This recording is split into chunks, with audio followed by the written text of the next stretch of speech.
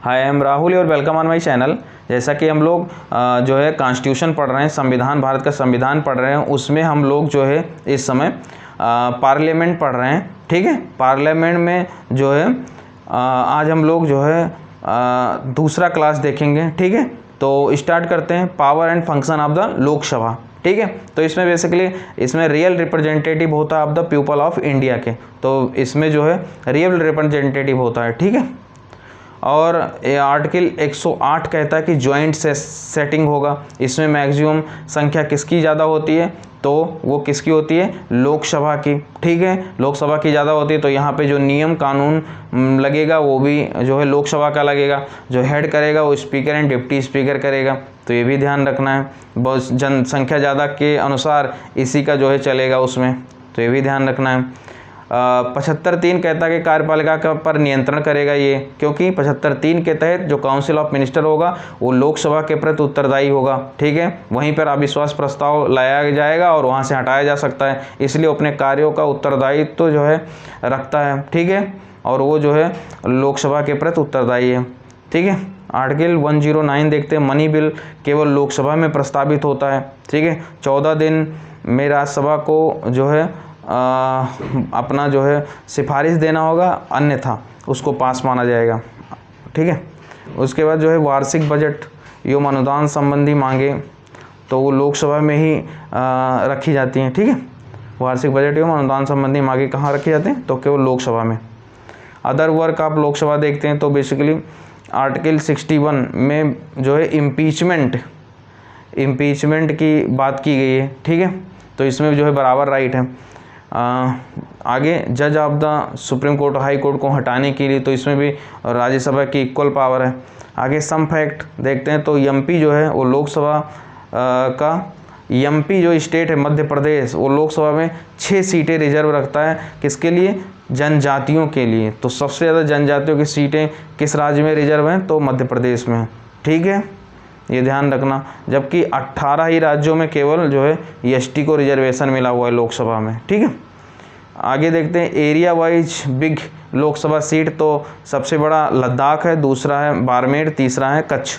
ठीक है, अधिकतम व्यय लोकसभा में कैंडिडेट कितना कर सकते हैं बड़े राज्यों में, तो वो लोकसभा में कितना कर सकते हैं, तो वो 70 लाख कर सकते हैं। ठीक है, और लेजिस्लेटिव असेंबली में 28 लाख। आगे बढ़ते हैं और देखते हैं राज्यसभा। अब राज्यसभा को देखेंगे हम लोग, तो Rajya Sabha basically Rajya Sabha council of state इसको जो है 1954 तक कहते थे, उसके बाद इसका नाम बदलकर राज्यसभा कर दिया गया है। ठीक है, स्टेट एंड यूटीज का प्रतिनिधित्व करते हैं, ये ध्यान रखना, राज्यों का और संघ राज्य क्षेत्रों का। ठीक है, आर्टिकल 80 कहता है कि कंपोजिशन ऑफ द राज्यसभा। ठीक है, इनका इलेक्शन होगा, इलेक्शन ऑफ द मेंबर्स, तो लेजिस्लेटिव असेंबली के जो विधानसभा होते हैं उसके जो इलेक्टेड मेंबर होते हैं उनके द्वारा इन्हें चुना जाता है। ठीक है, मनोनीत मेंबर भाग नहीं लेते हैं, और इन्हें जो है अनुपातिक प्रतिनिधित्व पद्धति और एकल संक्रमणीय मत प्रणाली के अनुसार जो है चुना जाता है। ठीक है, राज्यसभा के सदस्य को किसके द्वारा, विधानसभा के सदस्यों द्वारा, इलेक्टेड सदस्यों द्वारा, और उसी प्रकार चुनाव होता है जैसा कि राष्ट्रपति और उपराष्ट्रपति में मैंने बताया था। ठीक है, आगे देखते हैं दिल्ली, पुदुचेरी और जम्मू कश्मीर जो है ऐसे यूटीज हैं, संघ राज्य क्षेत्र हैं, जहाँ पे इनको जो है यहाँ भी राज्यसभा के मेंबर चुने जाते हैं। ठीक है, 12 मनोनीत होते हैं शेड्यूल 4 के अनुसार। 2003 में पार्लियामेंट द्वारा कुछ संशोधन किया गया। अब 2003 में जब संशोधन हुए तो राज्यसभा का जो कैंडिडेट होगा, ठीक है, जैसे कि मनमोहन सिंह कहाँ के थे, पंजाब के थे कैंडिडेट, लेकिन वो राज्यसभा का कैंडिडेट के लिए उस राज्य का निवासी होना जरूरी नहीं, यानी कि वो असम से राज्यसभा सदस्य चुने गए थे, तो उसे वहाँ का जो है निवासी होना जरूरी नहीं था। तो वो पंजाब के थे, चुने कहाँ गए थे, तो चुने गए थे असम में। ठीक है, वो 2004 में चुने गए थे, प्रधानमंत्री बने थे, और वो 2003 में संशोधन हुआ, तो ध्यान रखना। ठीक है, ओपन वोटिंग होता है इसमें बेसिकली। ठीक है, ओपन वोटिंग में विप जारी हो सकता है। ठीक है, विप जारी हो सकता है, क्योंकि ओपन वोटिंग मतलब कि जैसे मेरे किसी स्टेट में 100 विधानसभा सदस्य हैं। ठीक है, तो हम अपना कैंडिडेट उतारेंगे किसमें, राज्यसभा के लिए। ठीक है, तो कैंडिडेट उतारेंगे तो हमें पता है कि हमारा ही कैंडिडेट जीतेगा। ठीक, क्योंकि ये ओपन वोटिंग है और यहाँ अपना व्हिप जारी हो जाएगा नहीं मानेंगे तो। ठीक, और जो है हाँ मैंने बताया कि राष्ट्रपति उपराष्ट्रपति में नॉट ओपन वोटिंग नहीं होता, उसमें कोई भी पार्टी के लोग किसी को भी वोटिंग कर सकते हैं, वहाँ पे व्हिप जारी नहीं होता। क्वालिफिकेशन ऑफ द मेंबर्स क्या है, तो क्वालिफिकेशन जो है 30 साल उम्र होनी चाहिए राज्यसभा मेंबर बनने के लिए। इसके साथ ही अदर जो सब क्वालिफिकेशन लोकसभा की थी वो इनकी भी होगी। ठीक है, जो मैंने बताया था आरपीए एक्ट और ये सब जो बताया गया था वो सब इसमें भी लागू होगा। और कार्यकाल जो है इनका आर्टिकल 83 सब सेक्शन 1 के तहत ये एक अस्थाई सदन है। ठीक है, जिसका विघटन नहीं होता जैसे कि लोकसभा का होता है, और इनका कार्यकाल 6 वर्ष होता है, लेकिन इसके 1/3 मेंबर हर 2 साल पर रिटायर हो जाते हैं और नए सदस्य आ जाते हैं। ठीक है, जो रिटायर होने वो भी नई सदस्य के रूप में आ सकते हैं, तो ये ध्यान रखना। उपचुनाव में व्यक्ति उतने समय रहेगा जितने समय बचा होता है। ठीक है, जब उपचुनाव हुआ मान लो 6 साल के लिए था और 2/3 उसमें 1/3 के लिए आती हैं सीटें, तो ये उसमें कोई व्यक्ति का डेथ हो गया तो नए कैंडिडेट आएंगे, तो जो 1/3 के लिए जितना टाइम के लिए थे उतने टाइम के लिए वो बचे रहेंगे। मान लो 2 साल बाद उनका डेथ हुआ तो वो 4 साल तक ही कार्य रहेगा उनका। ठीक है, उसके बाद जो है फिर नए सिरे से इलेक्शन होगा, चूँकि वो मेंटेन रखना है 1/3 2 साल पर रिटायर होंगे। ठीक है, तो 6 साल के लिए कार्यकाल है। चेयरमैन एंड डिप्टी चेयरमैन के बारे में कुछ देखते हैं। तो आर्टिकल 89 के तहत जो है जो वाइस प्रेसिडेंट होता है वो राज्यसभा का चेयरमैन होता है। ठीक है, ये आर्टिकल 89 कहता है। तो अगर मैं एग्जीक्यूटिव पढ़ाते वक्त अगर इसको ना बोला हूँ तो आर्टिकल 89 के तहत ध्यान रखना कि जो उपराष्ट्रपति होता है वो राज्यसभा का सभापति होता है। ध्यान रखना इनका जो है कार्यकाल 5 साल का होता है सभापति का, क्योंकि ये मेंबर नहीं होता है राज्यसभा का, ये उपराष्ट्रपति होता है और उपराष्ट्रपति का कार्यकाल कितना होता है 5 साल का। ठीक है, डीसी जो डिप्टी चेयरमैन होते हैं वो उनका कार्यकाल 6 साल होता है, क्योंकि वो जो है मेंबर होते हैं राज्यसभा के। तो ये ध्यान रखना। इफ़ बीपी यानी कि वाइस प्रेसिडेंट या चेयरमैन वैकेंट देन डीसी, जब अगर इस समय जो है जगदीप धनखड़ जी इस्तीफा दे रखे हैं तो जो है कौन उसको चेयर कर रहा है राज्यसभा को, तो वो डिप्टी चेयरमैन कर रहे हैं। ठीक, उपसभापति कर रहे हैं। ठीक है, vice chairman. If DC vacant, अगर वो भी नहीं है, मानो रघुवंश करके कुछ नाम है उनका, अगर वो भी ना रहे, if DC vacant then person appointed by president, तो वो अगर वो भी नहीं है तो राष्ट्रपति जो है जिस व्यक्ति को जो है नियुक्त करेगा वो जो है उस पद पर बैठेगा। ठीक है, डीसी यानी कि डिप्टी चेयरमैन जो है राज्यसभा के सदस्यों के बहुमत द्वारा हटाया जा सकता है। तो ये ध्यान रखना। आर्टिकल 92 कहता है कि चेयरमैन और डिप्टी चेयरमैन के हटाने का प्रस्ताव संकल्प विचाराधीन हो तो वो चेयर नहीं करेगा। ये मैंने बोला तो लोकसभा में इसमें भी है। चेयरमैन क्या है, चेयरमैन बेसिकली मनी बिल और ज्वाइंट सेशन में जो है अपनी मूल्य नहीं रखते हैं, मतलब उसमें इंटरफियर नहीं करते हैं। Power and function of the Rajya Sabha, तो आर्टिकल 108 जो ज्वाइंट सेशन होगा तो निर्णय बहुमत पर होगा। ठीक, तो उसमें अधिकार है राज्यसभा को भी। 23 अगस्त 1954 को काउंसिल ऑफ स्टेट यानी कि चेंज हुआ था राज्यसभा में, तो मैंने 2-3 बार बोल चुका कि 1954 में काउंसिल ऑफ स्टेट राज्यसभा में परिवर्तित हुआ था। 12 मेंबर को मनोनीत करते हैं, तो ये कहाँ से लिया गया, ये आयरलैंड के संविधान से लिया गया, तो ध्यान में रखना। ठीक है, special power of the Rajya Sabha क्या है, तो आर्टिकल 249 में कहता है कि राज्यसभा जो है किसी भी स्टेट सब्जेक्ट पे जो नेशनल इम्पोर्टेंस का हो उस पे जो है पार्लियामेंट में कानून बना सकता है। तो ध्यान रखना वो राज्य के सब्जेक्ट पर जो नेशनल इम्पोर्टेंस के लिए है उस पर जो है कानून बना सकता है। ठीक है, वहीं पर लाया जाएगा बिल। आर्टिकल 312 कहता है 312 कि न्यू सर्विस ऐड कर सकता है, ये किसमें, ऑल इंडिया सर्विसेज में, आर्टिकल 312 में। ठीक है, ध्यान रखना। तो ये राज्यसभा का पावर हो गया 2। तीसरा पावर क्या है, till 1969 no opposition leader at the Rajya Sabha. 1969 के तक कोई भी अपोजिशन लीडर नहीं होते थे राज्यसभा में, लेकिन इस समय जो है कौन है, मल्लिकार्जुन खड़गे जी कर्नाटक से।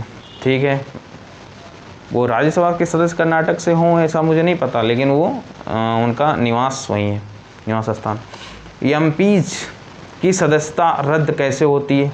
तो आर्टिकल 101 कहता है कि दोनों सदनों के मेंबर हों तो एक को त्यागना पड़ेगा, नहीं तो उनकी सदस्यता चली जाएगी। दूसरा कहता है कि संसद सदस्य हैं और फिर वो राज्यसभा मेंबर बन गए तो लोकसभा के सदस्य नहीं रहेंगे, क्योंकि तब क्या करें, राज्यसभा बन गए भैया। तीसरा, 2 सीटों में लोकसभा में हों तो एक त्याग दे दें, नहीं तो दोनों चला जाए, तो ये भी ध्यान रखना। 101 सब सेक्शन 4 कहता है कि 60 दिन तक एब्सेंट अगर कोई है तो स्पीकर उनका भगाई दें, सदस्यता उनका रद्द कर दें, ठीक है। 52वां संविधान संशोधन कहता है कि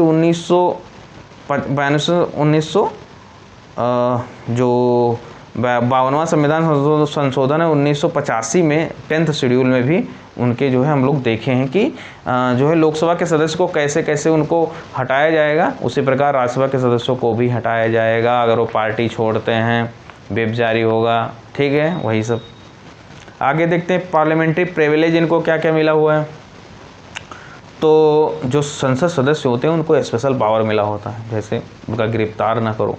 आर्टिकल 105 में इनको पार्लियामेंट्री प्रिविलेज मिला है, तो उसमें जो है सेशन के 40 दिन पहले या 40 दिन बाद सिविल मामलों में अरेस्ट नहीं किया जाएगा। मतलब मान लो कोई ज़मीन बेईमानी के लिए, ये सिविल मैटर है, तो उसमें जो है इनकी गिरफ्तारी नहीं होगी 40 दिन पहले और 40 दिन बाद, ठीक है। लेकिन आपराधिक मामलों में रही तो गिरफ्तार हो जाएंगे भाई, लेकिन सेशन में उनकी गिरफ्तारी नहीं होगा। बाहर पार्लियामेंट के प्रांगण में कई लो अलग बात है, उस समय नहीं होगा, बाहर निकलेंगे तब होगा, चाहे वो मर्डर की हो, ठीक है। सेशन के दौरान गवाही के रूप में उपस्थित होने के लिए बाध्य नहीं किया जाएगा, ठीक है। सेशन चल रहा है और कह रहे हो कि चलो कोनो मुकदमा में आप गवाही दो, तो वो जो है नहीं जो है बाध्य नहीं है, ठीक है। सदन में बोलने पर कोई कार्रवाई नहीं, मान लो कोई गरियाधीन मंत्री का कोई सदस्य गरियाई दी विपक्ष वाला, तो पर कोई कार्रवाई नहीं हुआ कि कोर्ट जाएंगे और ये नौटंकी, कुछ नहीं है, आप गरियाई दो। आगे सदन में बोलने पर कोई कार्रवाई नहीं है, और आर्टिकल 121 कहता है कि बोलो लेकिन no comment on the SC and high courts जजेज, मतलब कि आप सुप्रीम कोर्ट और हाई कोर्ट के जजों के ऊपर कोई कमेंट ना करो, नहीं तो कार्रवाई हो जाएगा, ठीक है। संसद को अपने सदस्यों को दंडित करने का अधिकार है, मैंने बताया था, स्पीकर और चेयरमैन यही कर रहे हैं। चेयरमैन स्पीकर की अनुमति के बिना सदन परिसर में किसी को गिरफ्तार नहीं किया जाएगा। मैंने बोला था मर्डर क्यों, तब वो भी सेशन ख़त्म हो जाए, या सेशन नहीं मतलब उस दिन का कार्यवाही ख़त्म हो, बाहर जाओ तो गिरफ्तार कर लो। गुप्त सत्र बुलाने का अधिकार है, उस जो हेड ऑफ हाउस हैं उनको बुलाने का, और डॉक्यूमेंट गुप्त रखने का भी उनको अधिकार है, ठीक है। उसको ओपन नहीं किया जा सकता, नहीं तो कार्रवाई हो जाएगी।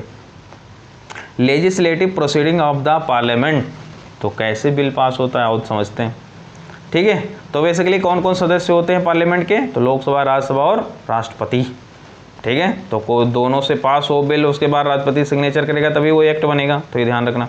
गवर्नमेंट बिल जो है बाय मिनिस्टर होता है। प्राइवेट बिल जो है वो कोई भी मेंबर लाएगा, चाहे वो उसी पार्टी का हो जिसके सरकार हो, उसे भी क्या बोला जाएगा, प्राइवेट बिल, ठीक है।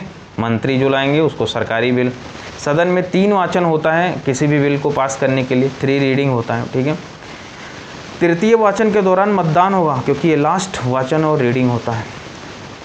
Bill divide into the 4 types, 4 चरण में होता है, 4 टाइप के बिल होते हैं, जैसे कि ऑर्डिनरी बिल, मनी बिल, उसके बाद फाइनेंशियल बिल, उसके बाद कॉन्स्टिट्यूशन अमेंडमेंट बिल, ठीक है। अब प्रोसेस क्या है, process of the passing the simple bill कैसे पास होता है वो बताएं। तो सदन में मंत्री या संसद सदस्य द्वारा लाया जाएगा, ठीक है, या प्राइवेट व्यक्ति, वही बोला मैंने, संसद सदस्य एमपीज को प्राइवेट कहते हैं यहाँ पे, और गवर्नमेंट मंत्री को कहते हैं। तो फर्स्ट रीडिंग होगा, उसमें जो है सूचना किसको दिया जाएगा, चेयरमैन को या स्पीकर को। उसके बाद कि वो प्राइवेट बिल है तो 1 महीने का सूचना दो, अगर सरकारी है तो 7 दिन का, ठीक है। किसी बिल पेश होना ही उसका प्रथम वाचन कहलाता है, अगर वो पेश कर दें तो यानी कि फर्स्ट वाचन हो गया, ठीक है। अगर बहुमत तो किसी सरकारी गजट में प्रकाशित, मतलब उस दिन बहुमत दिखा तो सरकारी गजट में जो है प्रकाशित कर दो। सेकंड है सेकंड रीडिंग, में बिल जो है सेलेक्टेड कमेटी को जाएगा या जॉइंट सेलेक्टेड कमेटी को भेज दिया जाएगा। ठीक है, ये सबसे महत्वपूर्ण चरण है। थर्ड में क्या होता है, थर्ड रीडिंग में केवल मूल सिद्धांतों पर बहस होगी। ठीक है, केवल मूल सिद्धांत स्ट्रक्चर पर बात होगी और उपस्थित मतदान करने वाले समस्त सदस्यों के बहुमत द्वारा उसे पास किया जाएगा। जब पास हो गया तब क्या होगा, उसके बाद दूसरे सदन में विधेयक को भेजा जाएगा, वहाँ भी उपस्थित मतदान करने वाले सदस्यों की बहुमत से पास होगा, तो फिर वो प्रेसिडेंट के पास जाएगा सहमति के लिए। अब जो है वो आर्टिकल 111 का यूज करेगा, उस पर अनुमति देगा, उस पर अनुमति नहीं दे सकता है, रख सकता है अपने पास और उसके लिए पुनर्विचार के लिए भेज सकता है। अगर विधेयक पुनर्विचार के लिए आया तो जो है उसको राष्ट्रपति को अनुमति देना ही पड़ता है। तो ये जो है कोई बिल पास करने का सिंपल प्रोसीडिंग है, ध्यान रखना। आगे देखते हैं joint session of parliament. Joint session के बारे में बात करते हैं। मान लो कि एक को मैंने भेजा, फिर उन्हें संशोधन कर दिया राज्यसभा ने, मैंने लोकसभा से भेजा पास करके, दूसरे राज्यसभा ने उसमें संशोधन कर दिया सिंपल बिल को, और मुझे नहीं, लोकसभा वालों को पसंद नहीं है, दोनों में मतभेद हो गया। मतभेद हुआ तो राष्ट्रपति जो है क्या बुलाएगा, जॉइंट सेटिंग बुलाएगा। किस आर्टिकल के तहत, 108 के तहत बुलाएगा। तो इफ द सेकेंड हाउस अस्वीकार कर दे या फर्स्ट हाउस अस्वीकार कर दे उसका दूसरे का संशोधन, तो जो है बुलाया जाएगा। ठीक है, इफ सेकेंड हाउस 6 मंथ तक बिल को रोक ले, मान लो लोकसभा से पास करके भेजा और राज्यसभा जो है 6 महीने तक उस पर कोई कार्रवाई नहीं कर रहा है, तो भी जॉइंट सेशन बुलाया जाएगा। यानी कि अस्वीकृत है या वो अपने पास रख ले 6 महीने से ज़्यादा, तो भी जो है जॉइंट सेशन बुलाया जाएगा। जॉइंट सेशन में दोनों हाउस के लोग बैठेंगे और चेयर कौन करेगा, लोकसभा का अध्यक्ष या उपाध्यक्ष। ठीक है, आर्टिकल 118(4) कहता है कि जॉइंट सेटिंग को हेड करेगा, जॉइंट सेशन को हेड करेगा स्पीकर।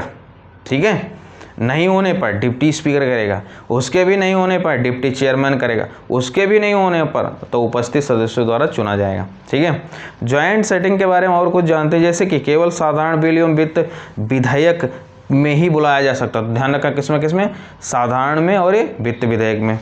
मनी बिल लोकसभा का अंतिम मनी बिल और संविधान संशोधन में नहीं बुलाया जा सकता जॉइंट सेटिंग। तो ध्यान रखना, मनी बिल और जॉइंट सेटिंग में जॉइंट सेटिंग नहीं बुलाया जा सकता। ठीक है, 108 नहीं लागू होगा।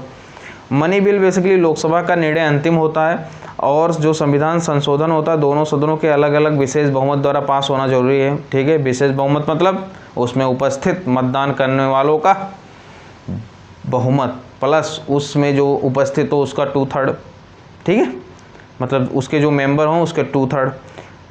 जॉइंट सेटिंग में बेसिकली उस जॉइंट सेटिंग में भी उसमें भी जो है गढ़ पूर्ति होना चाहिए, यानी कि 1/10 मेंबर और लोकसभा और राज्यसभा के मिला के होने चाहिए। ठीक है, लोकसभा की प्रक्रिया के अनुसार इसमें कार्यवाही होता है, इसलिए लोकसभा इसमें हावी है जॉइंट सेटिंग में। अभी तक 3 बार केवल जॉइंट सेटिंग बुलाया गया है, तो पूछ लेगा कितनी बार जॉइंट सेटिंग बुलाया गया है, तो 3 बार। कब कब, एक 1961 यानी कि नेहरू जी प्रधानमंत्री थे तो उसमें दहेज विरोध बिल लाया गया था।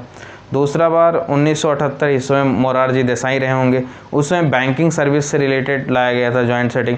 तीसरा 2002, इसमें अटल बिहारी वाजपेयी प्रधानमंत्री थे, इसमें आतंकवाद विरोधी अध्यादेश लाया गया था। 3 बार जो है जॉइंट सेटिंग बुलाया गया है, तो ध्यान रखना। आगे बढ़ते हैं और देखते हैं कि एसेंट ऑफ प्रेसिडेंट जो आर्टिकल 111 है उसके तहत राष्ट्रपति को जब दोनों सदनों से बिल पास हो जाती है तो इनको क्या क्या वो है अधिकार है, किस पे, साधारण बिल पे और वित्त विधेयक पर। ठीक है, आगे नहीं है संविधान संशोधन और उस पर नहीं, उसको अनुमति देना है। तो इसमें पहला है अनुमति दे सकते हैं, दूसरा है रख सकते हैं अपने पास, अनुमति नहीं दिए। तीसरा पुनर्विचार के लिए भेजेंगे, मतलब उसमें कुछ सिफारिश देंगे सुझाव के साथ, कहेंगे इसमें संशोधन करके लाओ। यदि पुनः संशोधन के लिए भेजे, मतलब आया संशोधन करके, तो राष्ट्रपति बाध्य है उस पर देने के लिए अनुमति। ठीक है, बिल जो है एक्ट में बदल जाता है जब वो अनुमति दे देते हैं। जब राष्ट्रपति अपने पास रख ले तो उसे पॉकेट वीटो कहते हैं। ठीक है, 1986 में जो है पोस्टल बिल को जो है इन्होंने इनका नाम था ज्ञानी जैल सिंह, राष्ट्रपति थे, इन्होंने अपने पास ही रख लिया था और पड़े पड़े ख़त्म हो गया। ठीक है, आगे देखते हैं मनी बिल क्या है। तो इसको डिसाइड कौन करता है कि मनी बिल है कि फाइनेंस बिल है कि सिंपल बिल है? मनी बिल पर डिसाइड करता है स्पीकर। तो ध्यान रखना, आर्टिकल 110 के तहत डिफाइन है कि कौन कौन सा चीज़ें जो होगा तो मनी बिल होगा। तो बेसिकली ए है, किसी कर का अधिरोपण, उत्साधन या परिहार या परिवर्तन या विनियमन किया जा रहा है तो वो क्या होगा? मनी बिल होगा। उधार ले रहा है अगर सरकार, भारत सरकार, या प्रत्याभूत देने का विनियमन कर रहा है तो भी वो क्या माना जाएगा? वो मनी बिल माना जाएगा। कंसोलिडेटेड फंड ऑफ इंडिया या कंटीजेंसी फंड में धन जमा करना या निकालना क्या कहलाएगा? तो मनी बिल कहलाएगा। आर्टिकल 109 में मनी बिल पास होने की प्रक्रिया, 109 में क्या है? मनी बिल पास होने की प्रक्रिया, ठीक है। उसमें बेसिकली पेश कहाँ होगा? लोकसभा में होगा, राज्यसभा में उसमें ज़्यादा अधिकार नहीं है, ठीक है। अपनी सिफारिश दे सकता है, 14 दिन से अधिक रोका तो पास माना जाएगा। लेकिन इसमें मनी बिल में राष्ट्रपति की पूर्व जो है सहमति लेना होता है, ठीक है, बिल लाने से पहले। राज्यसभा सिफारिश करेगा, 14 दिन तक रोक सकती है, उसके बाद पास माना जाएगा, ठीक है। आगे देखते हैं वित्त विधेयक। जो विधेयक आय व्यय से संबंधित हो उसे वित्त विधेयक कहते हैं, ठीक है।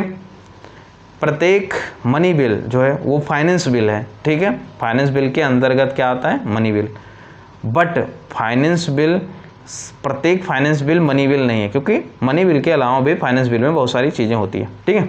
आर्टिकल 117 कहता है कि 110 और 117(1) जो है वो जो है होगा, और विधेयक जो संचित निधि पर व्यय का उपबंध करता है उसे कहते हैं 117(3). तो 117 में दो आते हैं, 110 और 117(1). विधेयक को संचित निधि से व्यय का उपबंध कर कौन सा कराता है? तो 117(3) कराता है, ठीक है।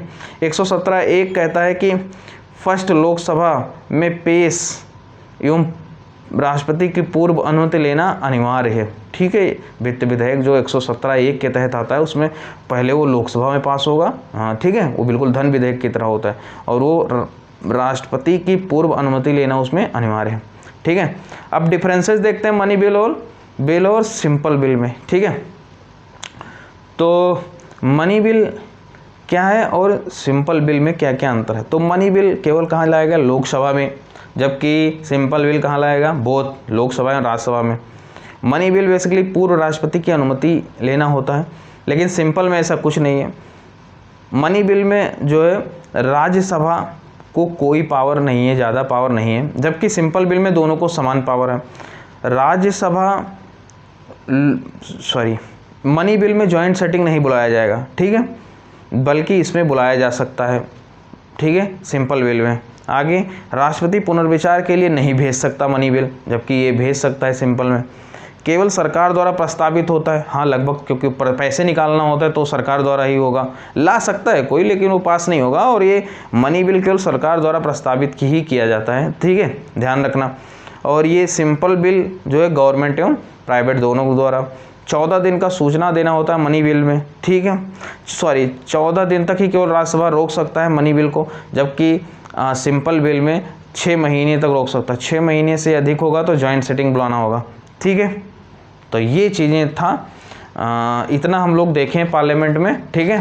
आज 2 क्लास हुआ है, नेक्स्ट एक और क्लास होगा जिसमें हम लोग इसको कंक्लूड करेंगे, उसमें कमेटी वगैरह पढ़ के, ठीक है। अभी इसमें भी पढ़ना है बहुत सारा चीज़ें, अंत में कमेटी पढ़ के पार्लियामेंट्री कमेटी इसको पार्लियामेंट को समाप्त करते हैं, उसके बाद हम लोग सुप्रीम कोर्ट पर चलेंगे। Then thank you very much. अगर मेरा ये कोशिश आपको पसंद आए तो आप ज़रूर लाइक शेयर सब्सक्राइब करें, अपने यार दोस्तों में इसको शेयर करें। Then thank you very much. जय हिंद।